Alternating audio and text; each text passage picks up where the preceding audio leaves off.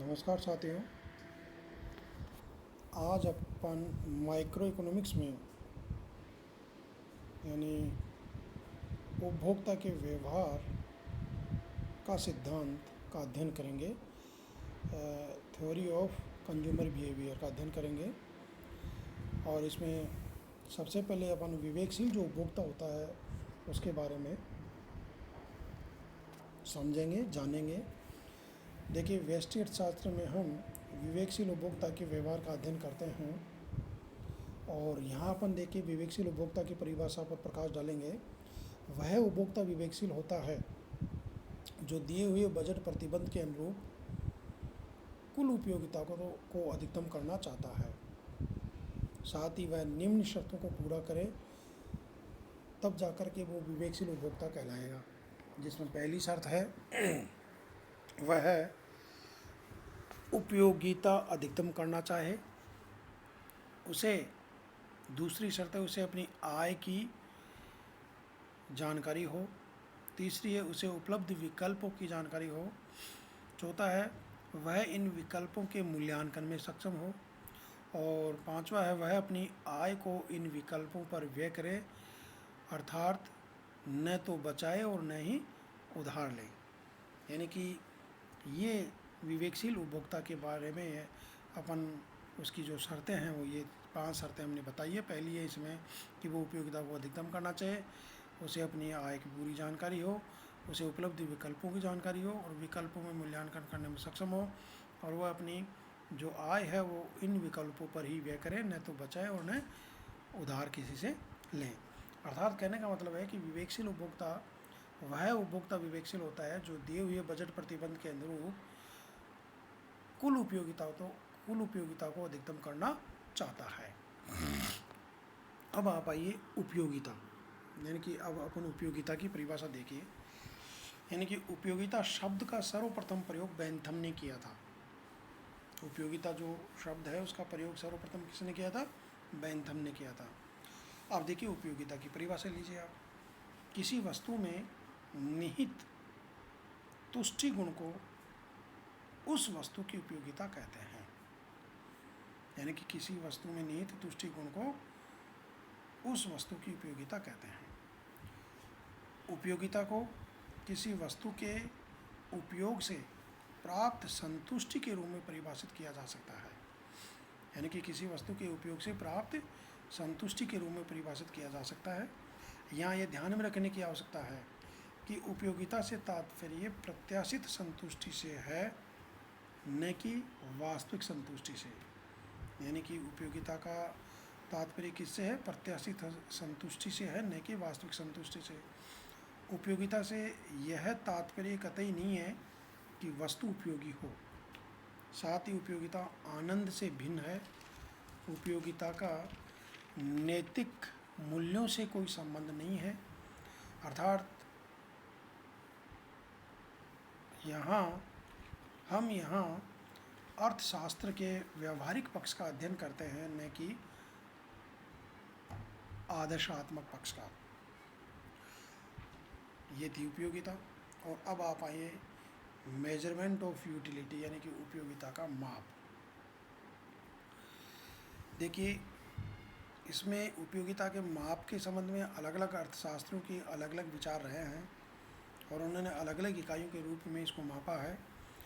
तो अपन पहले लेते हैं फीसर को। यानी कि फीसर के अनुसार उपयोगिता को एक काल्पनिक इकाई वांटब के रूप में माप सकते हैं। फीसर के अनुसार उपयोगिता को एक काल्पनिक इकाई वांटब के रूप में माप सकते हैं। इसीलिए उन्होंने उपयोगिता के स्थान पर वांटेबिलिटी शब्द का प्रयोग किया।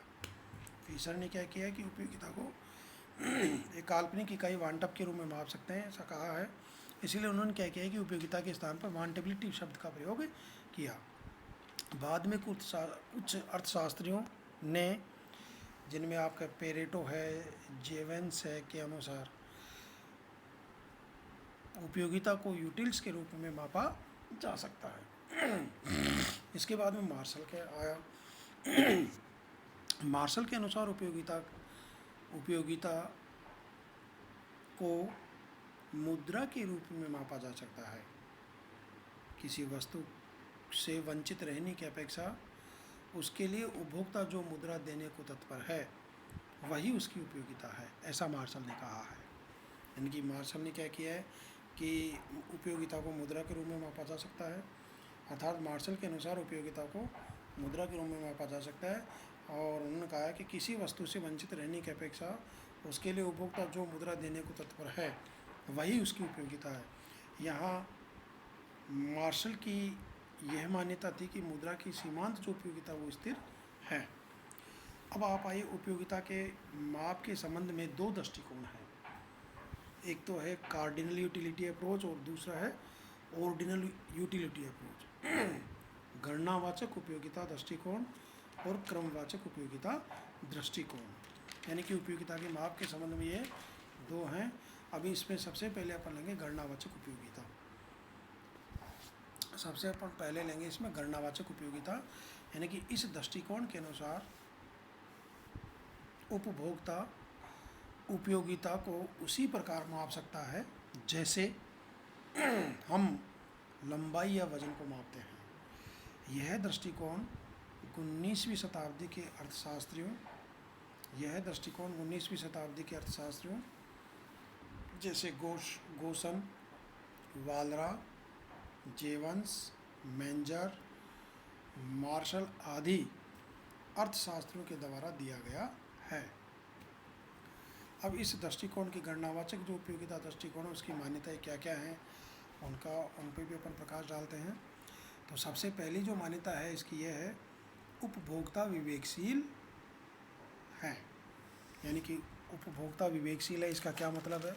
स्टार्ट में अपन ने ये बताया था कि विवेकशील उपभोक्ता वह उपभोक्ता होता है, अर्थात वह उपभोक्ता विवेकशील होता है जो दिए हुए बजट प्रतिबंध के अनुरूप कुल उपयोगिता को अधिकतम करना चाहता है।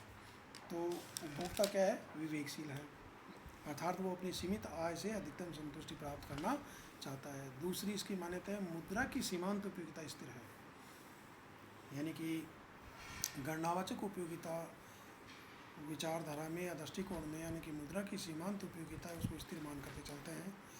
इसका ये तात्पर्य है कि किसी उपभोक्ता की आय में थोड़ा परिवर्तन होने पर भी उसके लिए मुद्रा की सीमांत उपयोगिता अपरिवर्तित रहेगी, पर विभिन्न व्यक्तियों की मुद्रा की सीमांत उपयोगिता भिन्न भिन्न होगी।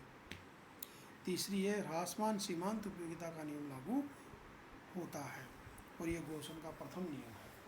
यानी कि गोसन ने देखे 3 नियम दिए हैं, जिनमें से प्रथम नियम कौन सा है? ह्रासमान सीमांत उपयोगिता का नियम। दूसरा उसका है समसीमांत उपयोगिता का नियम, और तीसरा है उपयोगिता व्यक्तिपरक अवधारणा है। ये 3 उन्होंने नियम दिए हैं।